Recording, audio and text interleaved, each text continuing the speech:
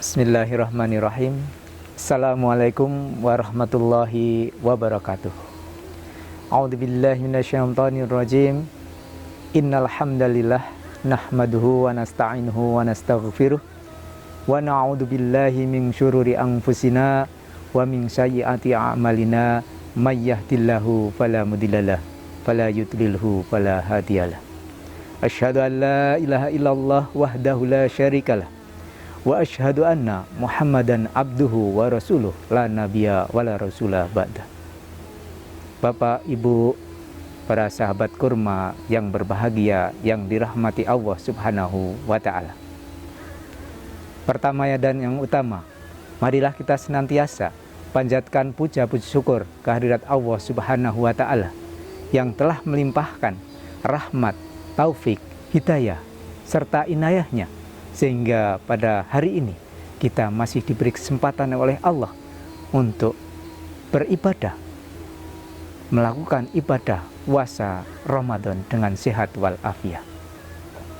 Salawat serta salam semoga terlimpah curah pada junjungan kita Nabi Agung Nabi Muhammad Sallallahu Alaihi Wasallam beserta seluruh keluarganya, seluruh sahabatnya, seluruh pengikut-pengikut setianya, termasuk kita semuanya. Amin, amin ya rabbal alamin. Pada kesempatan kali ini saya akan menyampaikan terkait dengan silaturahim. Dalam sebuah hadis riwayat muttafaq alaih, barang siapa yang ingin dilapangkan, diluaskan rezekinya dan juga dipanjangkan umurnya, maka bersilaturahimlah. Dan ada hadis lagi, tidak akan masuk surga bagi orang yang memutuskan tali silaturahim. Silaturahim pada hakikatnya berasal dari bahasa Arab yang terdiri dari dua suku kata, yaitu silah dan ar-rahim. Silah artinya hubungan, kemudian ar-rahim sendiri adalah rahim ibu, di mana tumbuh dan berkembang janin serta bayi dalam tubuh seorang ibu, sehingga dikonotasikan ar-rahim ini adalah kerabat. Dengan demikian, arti dari silaturahim itu sendiri adalah hubungan keluarga, hubungan kerabat. Kita ketahui bersama bahwa kita memiliki kerabat, ada kerabat jauh, kerabat dekat, ada kerabat yang sangat dekat. Di mana kerabat-kerabat yang dekat ini juga masih kita pilih. Ada kerabat mahram, ada juga yang bukan mahram. Kerabat mahram artinya adalah kerabat yang haram untuk dinikahi, dan kerabat yang bukan mahram adalah yang halal dinikahi.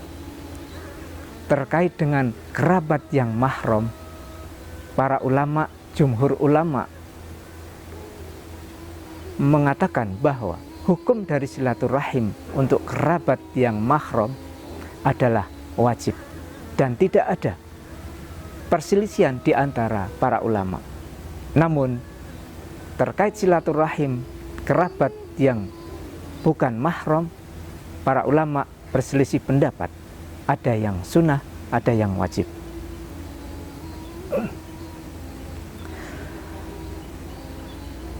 Terkait dengan hal ini, maka bagaimana kita melakukan silaturahim yang baik menurut Islam, menurut akidah yang kita anut, agar silaturahim yang kita laksanakan menjadi barokah. Di antaranya yang pertama adalah kita harus saling mengunjungi di antara kerabat, baik kerabat itu masih muda ataupun sudah tua, dan saling mengunjungi dari yang tua ke yang muda ataupun sebaliknya. Dengan demikian, ketika kita saling mengunjungi, maka ikatan keluarga di antara kita itu akan semakin erat, semakin nyaman, semakin tentram.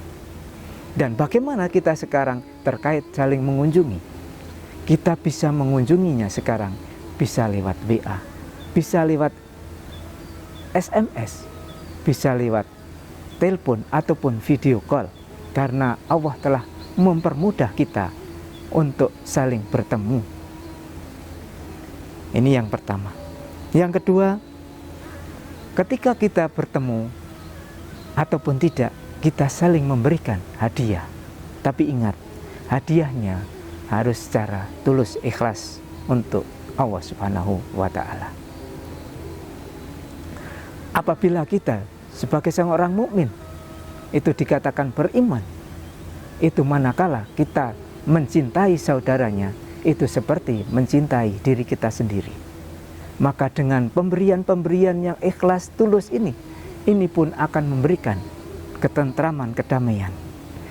Bisa itu berupa material, harta benda, ataupun barang yang dibutuhkan, ataukah sekedar informasi yang sangat bermanfaat.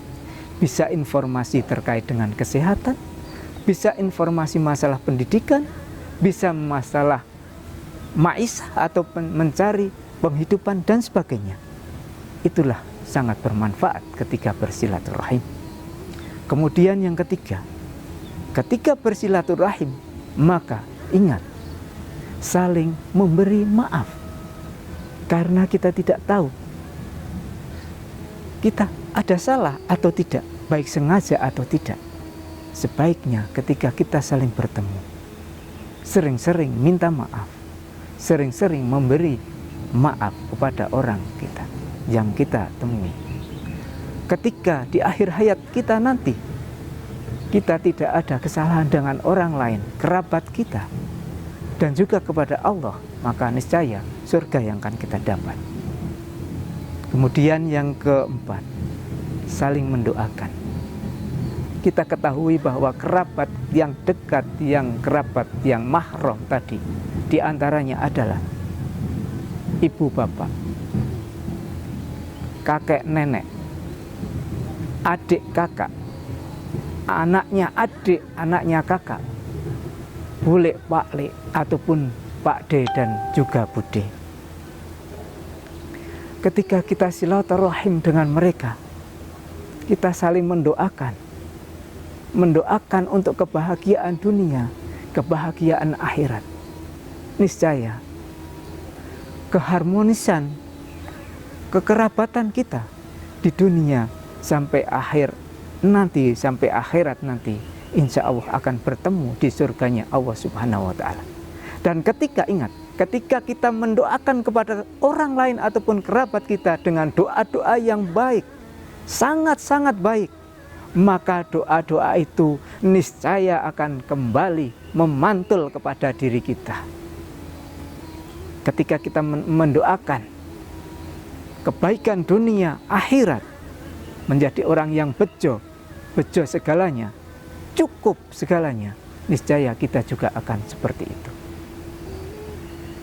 Mungkin seperti itu yang bisa saya sampaikan terkait dengan silaturahim.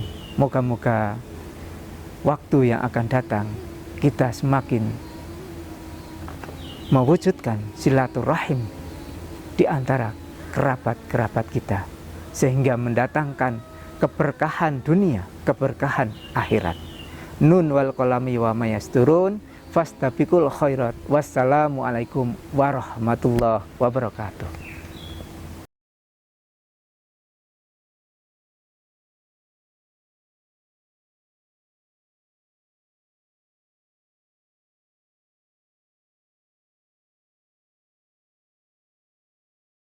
Bismillahirrahmanirrahim. Dhahaba adh-dhama'u wa batallatil 'uruqu wa thabatal ajru insyaallah. Telah hilang dahaga, telah basah kerongkongan. Semoga pahala telah ditetapkan oleh Allah insyaallah.